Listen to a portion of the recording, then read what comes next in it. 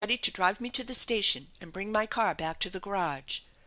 He was working rapidly as he talked, putting papers in the safe, jotting down a few notes for the next day's work, trying to think of everything at once. The secretary handed him the phone, quietly saying, "Mr. Clegg on the phone," and went out of the room. Excited conference with Mr. Clegg brought out the fact that he was but just in receipt of a telegram from Police Headquarters in Washington, saying that a book with Barnard and Clegg's address and an appeal from a young woman named Shirley Hollister, who was apparently being kidnapped by two strange men in an auto, had been flung into a passing car and brought to them. They had sent forces in search of the girl at once, and would do all in their power to find her. Meantime, they would like any information that would be helpful in the search. Mr. Clegg was much excited. He appeared to have lost his head. He seemed glad to have another cooler mind at work on the case. He sputtered a good deal about the importance of the case and the necessity for secrecy. He said he hoped it wouldn't get into the papers, and that it would be Barnard and Clegg's undoing if it did. He seemed more concerned about that and the notes that Shirley probably had than about the girl's situation. When Graham brought him up rather sharply, he admitted that there had been a message from Barnard that he would be detained overnight probably, but he had attached no significance to that.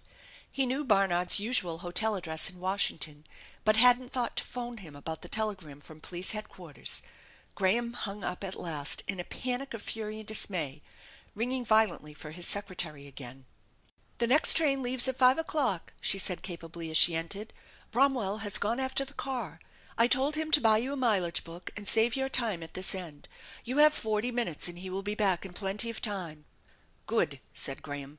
"Now call up long distance and get me Police Headquarters in Washington. No, use the phone in father's office, please. I'll have to use this while you're getting them." As soon as she had left the room he called up the shore again and was fortunate in getting Carol almost immediately, the poor child being close at hand, all in a tremble, with Elizabeth, in no less a state of nervousness, brave and white, waiting for orders. "Can you give me an exact description of your sister's dress, and everything that she had with her when she started this morning?" asked Graham, prepared with pen and paper to write it down. Carol summoned her wits and described Shirley's simple outfit exactly, even down to the little black pumps on her feet, and went mentally through the small handbag she had carried. "Oh, yes," she added, "and she had a book to read, one she found here in the cottage. It had a red cover and was called 'From the Car Behind.'" Graham wrote them all down carefully, asked a few more details of Shirley's plans, and bade Carol again to be brave and go home with a message to George to be at the phone from 8:30 till 10. He was all ready to go to his train when the Washington call came in, and as he hurried to his father's office to answer it he found his heart crying out to an unseen power to help in this trying hour and protect the sweet girl in awful peril. "Oh, God, I love her!" he found his heart saying over and over again, as if it had started out to be an individual by itself without his will or volition. There was no comfort from Washington Police Headquarters. Nothing more had been discovered save another crumpled postal lying along the roadside. They received with alacrity, however, Mr. Barnard's Washington hotel address and the description of the young woman and her belongings. When Graham had finished the hasty conversation he had to fly to make his train, and when at last he lay back in his seat in the parlor car and let the waves of his anxiety and trouble roll over him, he was almost overwhelmed. He had led a comparatively tranquil life for a young man who had never tried to steer clear of trouble, and this was the first great calamity that had ever come his way. Calamity? No, he would not own yet that it was a calamity. He was hurrying to her. He would find her. He would not allow himself to think that anything had befallen her. But wherever she was, if she was still alive, no matter how great her peril, he was sure she was praying now, and he would pray too. Yes, pray as she had taught him. Oh, God, if he only knew how to pray better! What was it she had said so often? "Whatsoever ye ask in my name?" Yes, that was it. "I will do it." What was that talismanic name? Ah, Christ! Oh, God, in the name of Christ! But when he came to the thought of her, she was too exquisite and dear to be put into words, so his petition went up in spirit form, unframed by words to weight it down, wafted up by the pain of a soul in torture.